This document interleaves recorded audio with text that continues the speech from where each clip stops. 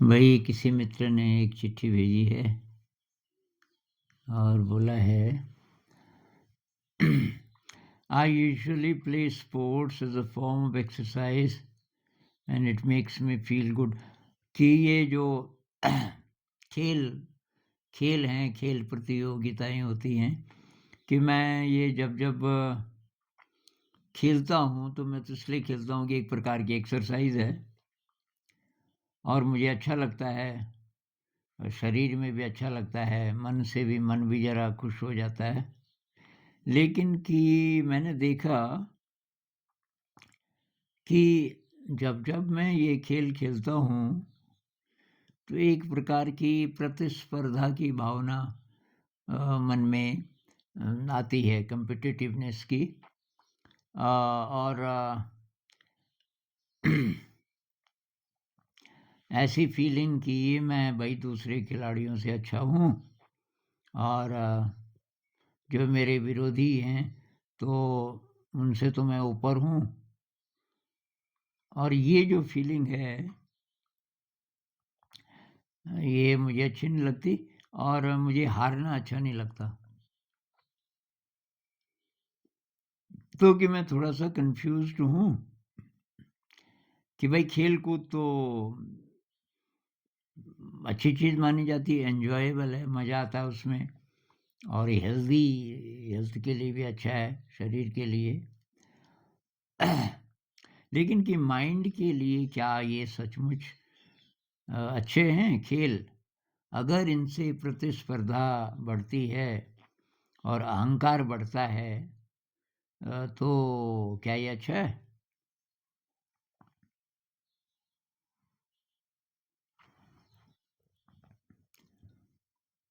तो भई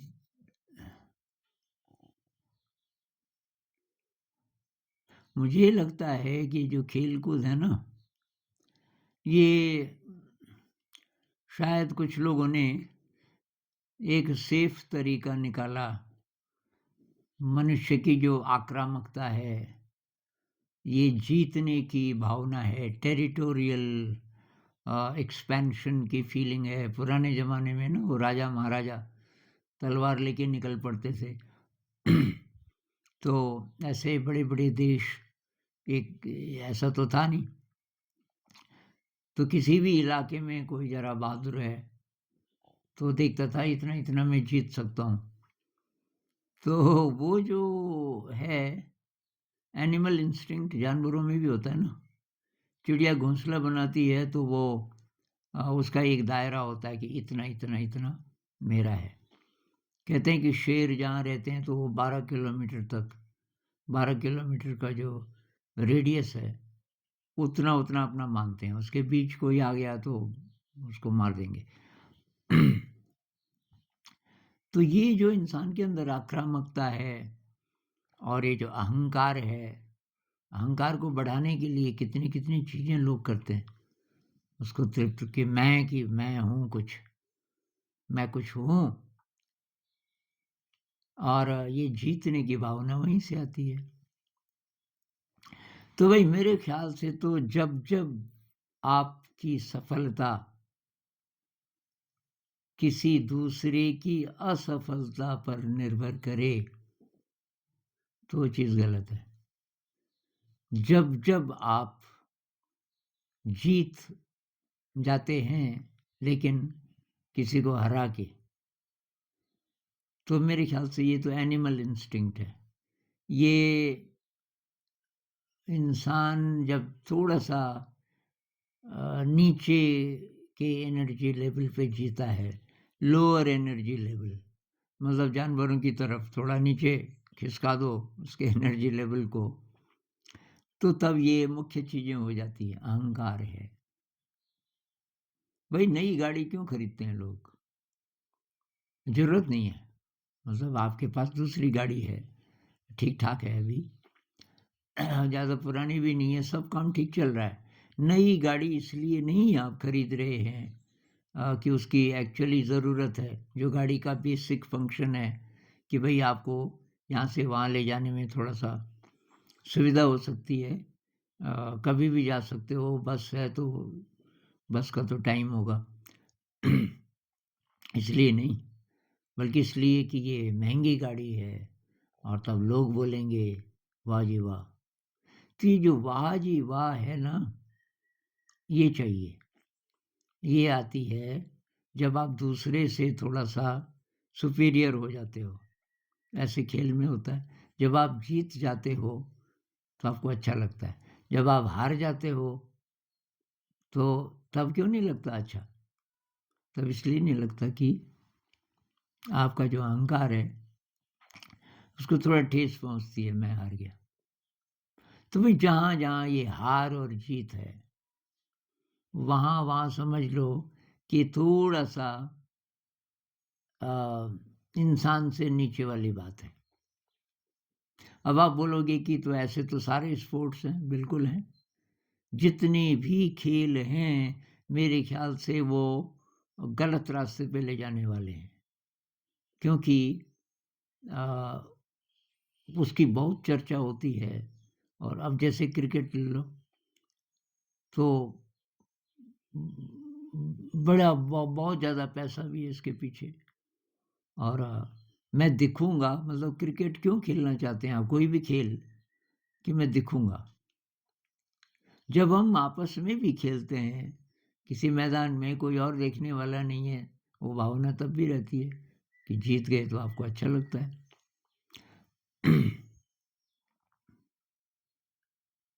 तो इस हिसाब से तो सारे ही गेम इसी प्रकार के हैं, बिल्कुल हैं।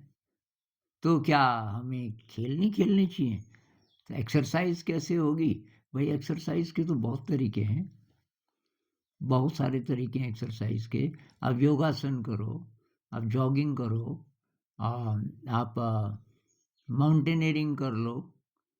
अब आपके आस-पास अगर नहीं भी है तो कभी-कभी सही माउंटेनियरिंग कर सकते हो, आप साइक्लिंग कर सकते हो, आप योगासन कर सकते हो, बहुत सारे तरीके हैं। केवल योगासन भी आप कर लो, उसके लिए कहीं जाने की ज़रूरत नहीं। आपको बस थोड़ी-सी जगह चाहिए, वो जगह तो होगी आपके कमरे में, योगासन कर लो। डांसिंग कर लो। डांसिंग मतलब भरतनाट्यम वगैरह मैं नहीं बोल रहा हूँ। Dancing one of the best exercises. Dancing के मुकाबले शायद ही कोई दूसरी एक्सरसाइज़ हो। लेकिन कैसा डांस? जैसा आपका शरीर बोले।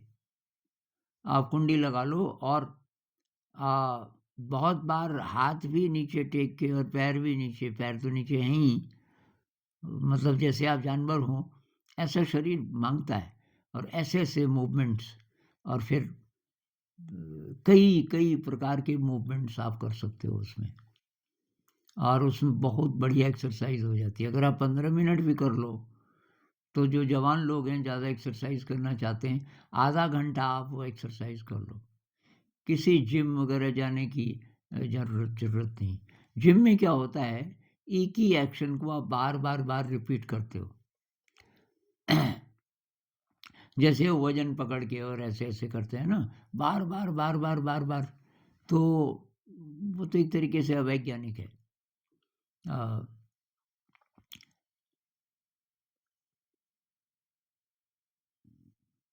तो एक्सरसाइज़ के बहुत तरीके हैं और ये जो रियल जो चीज़ है, जहाँ खतरा भी है, तो वहाँ ज़्यादा टेस्ट होता है आपका। जैसे कि पेड़ पे चढ़ना।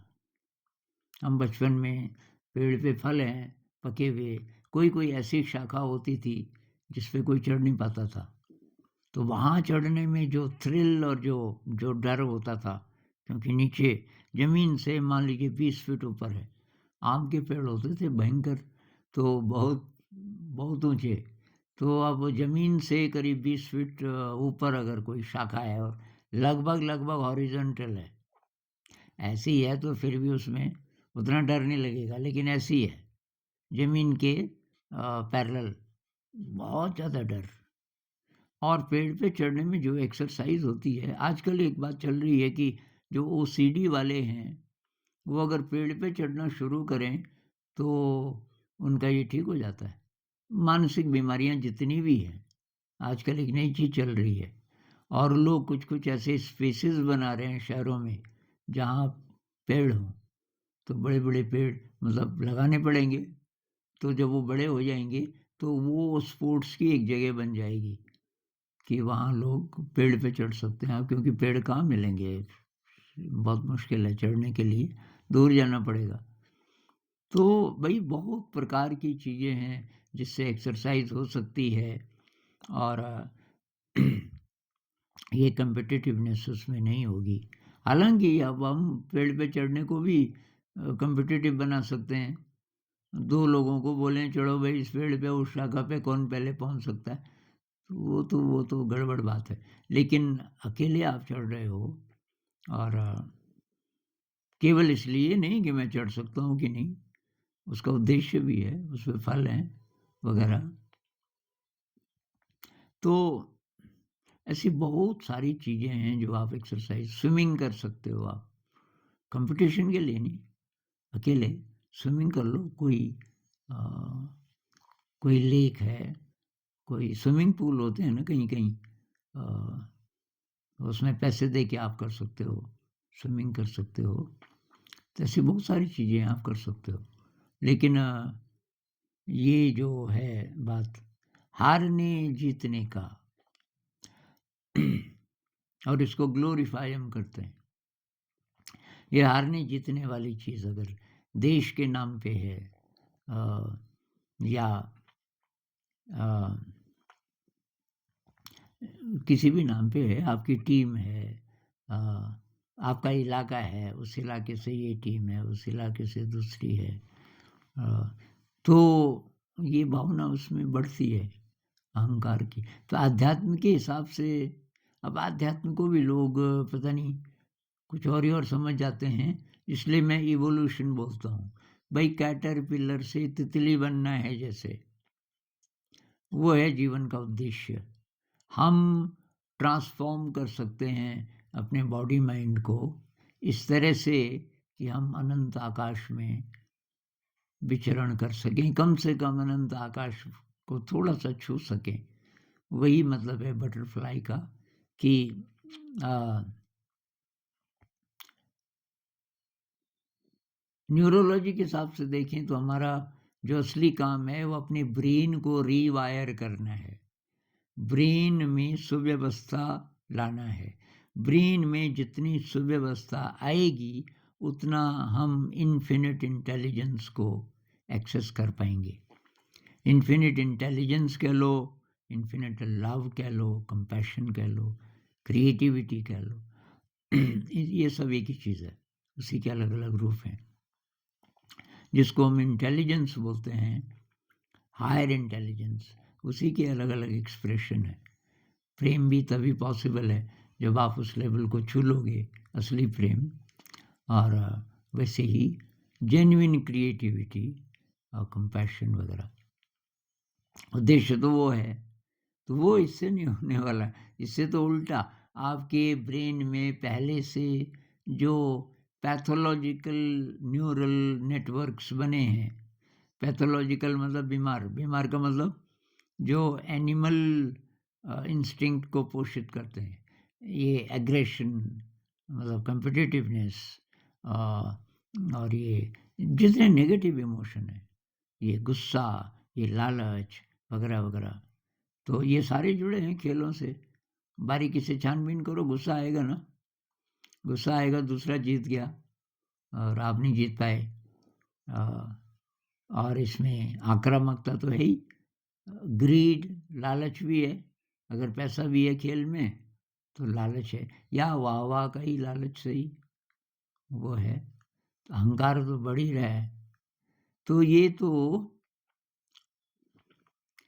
अब भई मैं अपनी बात बोलूँ, मुझे पता नहीं किन-किन शक्तियों ने बचाया।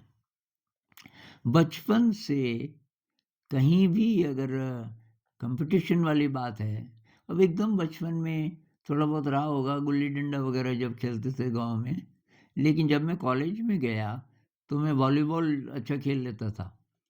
तो वॉलीबॉल में मेरा काम होता था उठाना, मैं थोड़ा पीछे चला जाता था और उधर से किसी ने वो वॉली मारी और या बहुत तेज़ बॉल आई, दूर आई, तो उसमें मैं अच्छा था उसको उठाने में। दूसरी बात फील्ड से बाहर बॉल चली गई, उसमें होता है ना कि 3 खिलाड़ी हाथ लगा सकते हैं, बॉल को पार करना है। 2 लगा चुके हैं, लेकिन जो दूसरा है उसने ऐसे ढंग से बॉल पे मारा कि वो दूसरी तरफ जाने की बजाय आपके फ़ील्ड से बाहर चली गई, मान लीजिए 10-12 फीट। अभी ऊपर है हवा में। उसमें मैं अच्छा था। मैं भाग के और उसको पार कर देता था ज़्यादातर। तो एक दिन एक लड़का मुझे ले गया कॉलेज में। कभी-कभी मैं जाता था, वो लोग अपनी प्रैक्टिस करते थे, तो मुझे भी खिला लेते थे। तो मैं खेल रहा था, उस दिन कम खिलाड़ी थे, तो मैं ज़रा ज़्यादा एक्टिव था और उनका वो कोच आ गया और वो टीम का फाइनल सिलेक्शन का टाइम था, किसी आगे के लेवल पे खेलने के लिए। तो वो मुझे देख रहे होंगे, मुझे नहीं पता था ये कौन है। तो एक कोई सीनियर खिलाड़ी था वहाँ और वही मुझे ले भी गया था। तो उसने उसको पूछा, ये कौन है? उसने कहा, ये मेरा दोस्त है, कि ये तो अच्छा खेलता है, इसको बोलो कि अगर तू ये टीम में आना चाहता है तो मेरे से बात करे। तो वो बड़ा खुश मेरे पास आया, कमाल है यार, ये तेरा काम तो अपने आप ही हो गया। और कोच बोल रहे हैं कि मैंने कहा यार ना, मैं ये आगे मतलब खेल वो मेरा शौक नहीं है। मुझे तो बस ये मज़ा आता है खेलने में और वहाँ मैं नहीं जाऊँगा। उसको इतनी हैरानी हुई कि ये तो बहुत बड़ी अपॉर्च्युनिटी है। मैंने कहा होगी तुम्हारे लिए यार।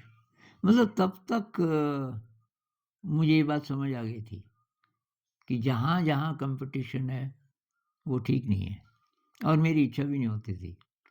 क्योंकि मैं काफ़ी अकेला वाला हो गया था, अकेला रास्ता, मेरे शौक अलग प्रकार के होते थे, मेरा रास्ता ही अलग होता था।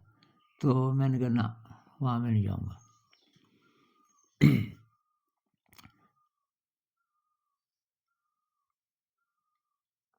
तो भाई आप ठीक बोल रहे हो, आप ठीक बोल रहे हो कि इससे अहंकार बढ़ता है, कॉम्पिटिटिवनेस बढ़ती है। तो क्या करें भई, दूसरे खेल ढूँढो। योगासन करो, डांसिंग करो, विग्रस डांसिंग करो और फिर और भी कुछ करना चाह रहे हो, थोड़ा जॉगिंग कर लो, लॉन्ग डिस्टेंस रेस कर लो, वही 5 किलोमीटर दौड़ के आ जाओ, और क्या चाहिए? इससे बड़ी एक्सरसाइज़ 2-4 आसन कर लो, क्योंकि दौड़ने में मतलब बहुत सारी मांसपेशियों का हो सकता है ठीक से उनकी एक्सरसाइज़ ना होती हो, कुछ योगासन कर लो और असली चीज़ तो भई ध्यान करो। तो इसलिए जो जितना कॉम्पिटिटिव होगा, वो उतना मेडिटेशन में पीछे हो सकता है, क्योंकि वहाँ कोई कॉम्पिटिशन नहीं है। ध्यान में तो पता भी नहीं आप कहाँ हो, किसी को नहीं पता और ना किसी को कि बताना चाहिए। अब कोई दूसरा साथी है, बात ही ध्यान की हो रही है, एक-दूसरे से हेल्प मिल सकती है तब अलग बात है। नहीं तो ध्यान में तो आप अकेले हैं ना, एकदम अकेली यात्रा है। तो बहुत लोगों को सूट नहीं करता, क्योंकि कोई कोई वाह-वाह नहीं, कोई देखने वाला नहीं। कहाँ पहुँचे पता ही नहीं। तो भाई असली काम तो हमारा है, हम ध्यान करें, क्रिएटिविटी बढ़ाएँ। ये खेल वगैरह-वगैरह में, कॉम्पिटिटिव गेम में जो टाइम लगता है और उसकी तैयारी में, उसकी बजाय कुछ क्रिएटिव करें। क्रिएटिविटी में फिर आप अकेले हैं। जहाँ-जहाँ इवोल्यूशन का मौका है, वहाँ या तो आप अकेले होते हो या अगर सामूहिकता है तो इस प्रकार की होती है कि फिर भी आप अकेले हो। जैसे ग्रुप में ध्यान कर रहे हैं। अब ये बुद्धिस्ट मंक्स हैं, मॉनेस्ट्री में कहीं-कहीं 1000 मंक्स बैठे हैं एकदम साइलेंस में। हैं तो 1000, लेकिन हर एक अकेला भी है, कहीं कोई कॉम्पिटिशन नहीं।